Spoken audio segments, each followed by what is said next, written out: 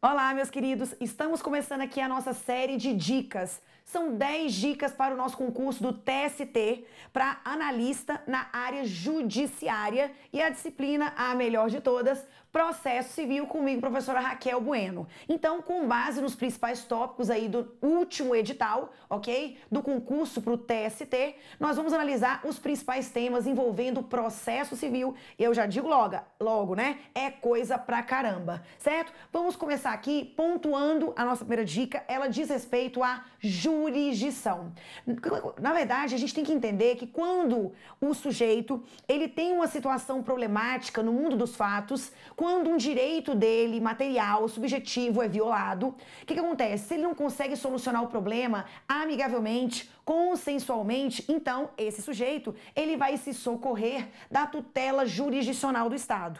Então ele vai pegar o problema, ele vai entregar para o Estado juiz e aí esse Estado juiz conduz o processo dentro do devido processo legal, com todas as prerrogativas e garantias constitucionais, ok? Lembrando aí que do artigo 1º até o artigo 12 do CPC, nós temos as chamadas normas fundamentais do processo civil, que são garantias, muitas delas reproduções do texto constitucional, o que o professor Fred G. Júnior chama de clonagem constitucional. Muito bem, aí esse processo vai ser conduzido e no final a gente obtém uma resposta jurisdicional, que seria o quê? Normalmente a gente aguarda, a gente espera a entrega dessa prestação jurisdicional por meio da decisão final, por meio da sentença, certo? Então, alguns entendem que a jurisdição é o poder, ou até mesmo o poder-dever do Estado juiz de dizer o direito. A quem cabe o direito nos casos que são levados à apreciação aí do judiciário. Raquel, na jurisdição, eu posso dizer então, posso afirmar que a jurisdição, ela é uma função típica do poder judiciário? Sim, tá? O poder judiciário, ele exerce enquanto função típica a jurisdição, a atividade, judicante, jurisdicional. Agora, cuidado, não é só o poder judiciário que exerce a jurisdição. Nós temos também aqui um caso, de delegação, tá? Que é o caso da arbitragem. Então, já fica a dica, a arbitragem também é jurisdição, certo? Vem comigo na tela para a gente pontuar essas informações. Então, na jurisdição, eu sei que ela é exercida pelo poder judiciário, ok? A jurisdição é exercida pelo poder judiciário, mas também é jurisdição a atividade desempenhada pela Câmara Arbitral, pela arbitragem, a figura aí do árbitro, ok? Então, tanto a jurisdição, ela pode ser exercida pelo Poder Judiciário, como também pela arbitragem, ok? Raquel, tudo bem. Eu entendi essa marca aí registrada da jurisdição. E aí, é claro, eu tenho que entender também que a jurisdição é uma técnica de solução de conflitos pela heterocomposição. Então, eu vou solucionar o conflito por meio da inserção de um terceiro elemento, um terceiro estranho. Esse terceiro estranho, espera-se, seja competente e imparcial, ele vai julgar o meu caso. Então, por isso que a gente fala de heterocomposição, e aí o exemplo maior é a jurisdição. Não confundir jurisdição com os tais equivalentes jurisdicionais. Raquel, não entendi. Os equivalentes jurisdicionais, percebam, equivalente parece jurisdição, mas não é. Seria, por exemplo, o trabalho desenvolvido pelo CNJ, pelos tribunais de contas, ok? Por um tribunal marítimo, certo? Então, percebam, eu posso falar, gente, do PAD, do processo administrativo disciplinar, que é o quê, gente? Conduzido por uma determinada comissão. E aí, eles vão julgar aquele servidor em virtude de alguma falta cometida e vão aplicar uma punição. Nos termos lá da legislação específica, Lei 8.112. Mas a questão é, esse trabalho de julgamento, o PAD, o processo administrativo disciplinar ou procedimento administrativo disciplinar, isso é jurisdição? Não é, tá? São os chamados equivalentes jurisdicionais. Raquel, qual seria então a marca específica? Aquilo que distingue jurisdição desses tais equivalentes jurisdicionais. É a característica da definitividade, certo? Vem comigo, câmera 2. Olha lá, gente, eu coloquei aqui algumas informações sem tentar esgotar o conteúdo, tá? Mas quando a gente fala de jurisdição, a marca registrada pode anotar aí, tá? Nos seus escritos.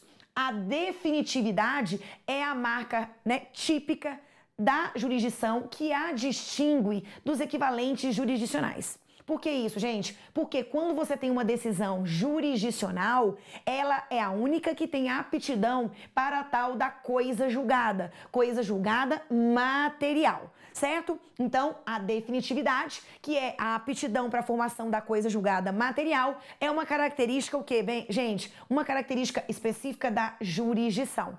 Tudo bem? Por isso que, por exemplo, quando você tem uma decisão administrativa, você recorreu lá no âmbito administrativo, foi até a última instância do âmbito administrativo, ela ainda pode ser revista pelo judiciário, tá? É o que a gente chama de revisão judicial aí dos atos administrativos, que tem uma série de limitações.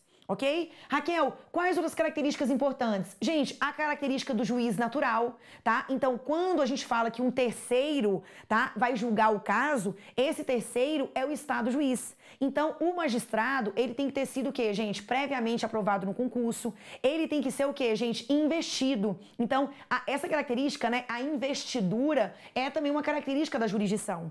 O juiz, ele é investido da atividade jurisdicional por meio lá da aprovação, né, no concurso público e tudo mais. Além disso, o juiz natural estabelece que a gente não pode escolher o magistrado.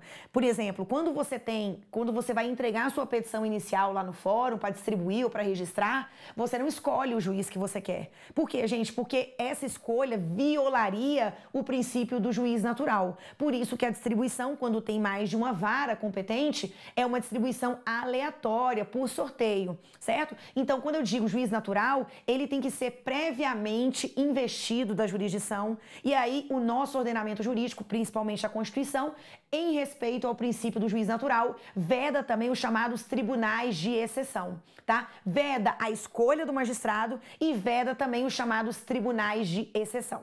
Beleza? Além disso, eu tenho que lembrar que a jurisdição, ela é inafastável. A Constituição e o Código de Processo Civil estabelecem que nenhuma ameaça nem lesão será afastada da apreciação do judiciário. Ou seja, o princípio, a característica da inafastabilidade da jurisdição. Além disso, a indelegabilidade. A jurisdição, ela não pode ser delegada, mas tome bastante cuidado, tá? Em que pese a indelegabilidade ser uma característica da jurisdição, tá? Então, o juiz, ele não pode, por exemplo, delegar a função jurisdicional dele para terceiros, mas o nosso ordenamento jurídico normativo, ele permite que, por exemplo, um determinado julgador, um determinado órgão, ele pode delegar a prática de alguns atos do processo para um outro órgão ou para um outro juízo, tá? Inferior, por exemplo. É o que acontece nos termos do artigo 102, inciso 1º, a linha M do texto constitucional, que diz que o Supremo Tribunal Federal pode delegar a prática de algumas medidas, por exemplo, executivas, a um juízo inferior, tá? Por quê? Por falta de compatibilidade da estrutura do próprio tribunal. Então, um tribunal, ele pode delegar a prática de alguns atos processuais para um juízo inferior. E isso acontece por meio da carta de ordem, certo? Então, em que pese eu não posso delegar a atividade jurisdicional como um todo, eu posso sim delegar a prática de alguns atos específicos processuais para juízos inferiores, ok? Depois, substitutividade. Se você se socorre da tutela jurisdicional do Estado, então a vontade das partes, ela é substituída pela vontade do ordenamento jurídico, da lei, tá? Do Estado juiz. Então, aquilo que ficar decidido, por mais que eu não queira, aquilo vai ser imposto. Então, alguns até falam, né, sobre essa parte aí da imposição, como também ser uma característica da jurisdição. Porque aquilo que ficar decidido vai ser imposto às partes, independentemente delas quererem ou não, certinho? E a definitividade, que diz respeito à formação da chamada coisa julgada material, certinho? Aqui a gente encerra a nossa primeira dica de processo civil e eu espero vocês.